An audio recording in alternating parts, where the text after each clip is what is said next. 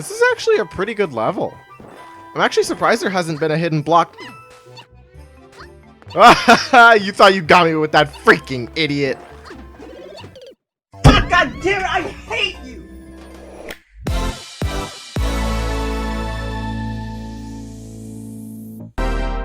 Welcome to Super Mario Maker 2, where 99% of everyone sucks at everything and good players don't actually exist.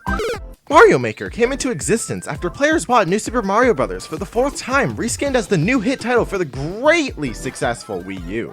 Surprisingly, people actually got tired of this. How could you get tired of buying the same game every 2 years on a different system? Oh man, I gotta go buy a Nintendo 3DS to get the new Super game because, get this, it has coins! What? Can you believe that? I gotta go get a 3DS right now! Nintendo responded to this sheer positivity on their Twitter account with this image, and then proceeded to announce Mario Maker at E3 2014. Skip all the way to 2019, where we live in a universe that has New Super Mario Bros. U Deluxe. We live in the worst possible timeline. Mario Maker was a huge success on the Wii U, but how would you transition that to the Switch? Someone once said, just add a cursor, forehead. And that's exactly what they did. Mario Maker 2 was announced in the February Direct of 2019 and released at the end of June later that year. In Super Mario Maker 2, you have all sorts of things you can do from the moment you start up the game. You can attempt to create a better level than all the 9-year-olds who think holding down the A button and moving the stick makes a good level.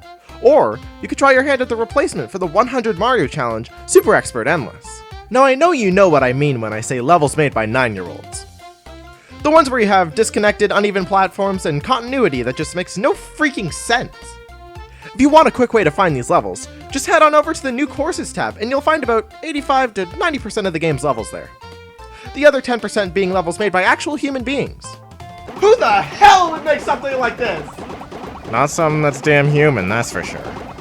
Mario Maker 1 is probably completely different from his sequel, is what you're thinking. And you'd be surprised that, yeah, it's actually pretty different. What, you thought I'd make a sarcastic joke about that? Yeah, I just did. Mario Maker 2 has a lot of new items in the creation tool for creators to make players suffer in agony in the deep depths of our universe. Have you ever had the urge to just play as Link in a 2D side-scroll without having to play the shithole that's Zelda 2? Well, you know what?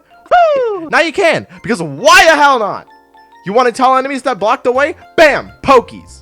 You wanted to slide down slanted ground with just the press of a button? We got that too! Introducing slopes! With these you can...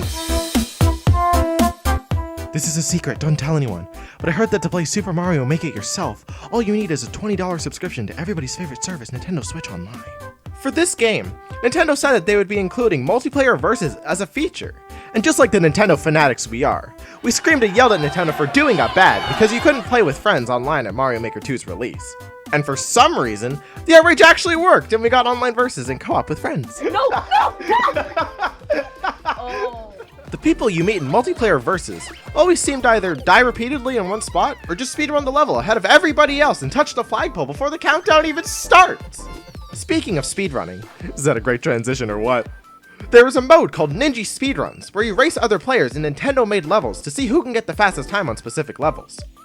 It's pretty much a time attack for all the 10 hardcore players in the world to attempt and grind their life away to get that #1 spot on the leaderboard. And for the other 5 million people who have the game, they play once and say, oh, that was cool. But if you're too scared to even possibly have the chance of losing your B rank you've worked oh so hard for, there is a mode for you. The Endless Mario Challenge, where levels of all kinds from any users around the globe can be thrown at you. There are 4 different types of difficulties: easy, normal, expert, and super expert that levels can be placed into. In simple terms, easy and normal are a fucking joke, expert is your average difficulty, and super expert is where all the players who think they're so funny by making really bad troll levels are. If you don't like multiplayer or online single player, try your hand at Nintendo's personal made levels in the story mode, which somehow has more 3D gameplay than 3D World. Help build Peach's castle against your will because Toadette is actually an asshole and makes you do the jobs to get her money, since we all know the Toads can't jump and therefore can't do the jobs themselves. There are over 100 levels in the single player and they all have different objectives, from don't jump, to collect a certain amount of coins, to even get to the goal with a freaking rock that isn't in the actual game. I'm suing them over false advertising. What kind of game would this be if it didn't have any people actually playing it? Most multiplayer games after 2 weeks of release. The way the first game was advertised was how anybody can make a level, no matter how old they are, their engineering experience, or even their brain cell count, which has to be near the lower end. Now I know you want to become a part of the low cell spectacle, so you can order your copy of New Super Mario World 3D Bros. U Make It Yourself today to make shitty levels and have the most rage-filled time of your life! Ugh, I can finally be done with this level and go make the freaking video. This game was a mistake!